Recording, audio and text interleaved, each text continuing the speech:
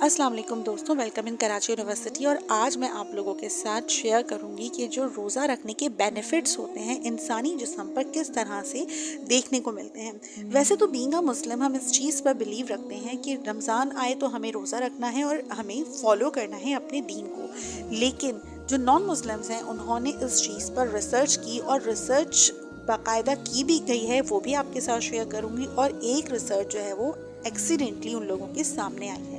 وہ کیا ریسرچ تھی؟ کچھ عرصے پہلے جو سائنٹسٹ تھے کینسر کے اوپر جو ہے وہ ریسرچ کر رہے تھے کہ کس طرح سے کینسر سیلز کو بڑھنے سے، پھیلنے سے یا پیدا ہونے سے روکا جا سکتا ہے۔ تو ڈیورنگ ریسرچ انہوں نے یہ چیز معلوم کی کہ ہر انسان کی باڈی کے اندر جو کینسر سیل ہوتے ہیں وہ آلریڈی موجود ہوتے ہیں، لیکن وہ خوابیدہ حالت میں ہوتے ہیں۔ کیا ہوتا ہے کہ انسان کا جو لائف اسٹائل ہوتا ہے اس وجہ سے یا کوئی بھی ریزن کی وجہ سے وہ جو کینسر سیل ہوتے ہیں باڈی کے اندر ایکٹیو ہو جاتے ہیں یا جاگ جاتے ہیں۔ اب ان ایکٹیو سیلز کو ختم کرنے کے لیے کیا طریقہ اپنایا جائے، تو اس چیز پر انہوں نے فردر ریسرچ کی۔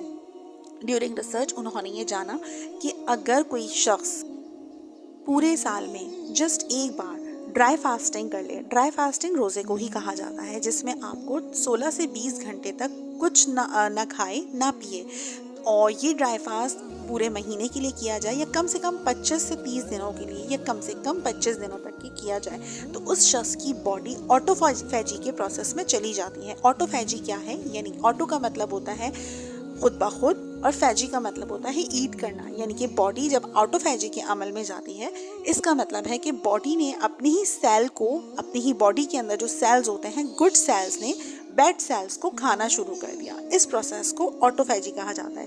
تو سال میں ایک بار یعنی پورے مہینے کے لیے اگر یہ پروسیس کو فالو کیا جائے تو انسان کے جسم میں جو کینسر سیل پیدا ہوتے ہیں وہ ختم ہو جاتے ہیں، کیونکہ اس پروسیس کے نتیجے میں پوری باڈی انسان کی نئے سرے سے ریوائٹلائز ہو جاتی ہے۔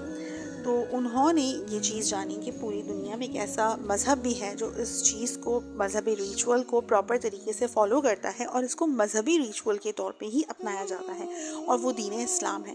تو دین اسلام آپ کو ہر طرح سے، دین اسلام کی ہر سنت اور ہر فرض ہمیں فائدہ ہی فائدہ دیتا ہے۔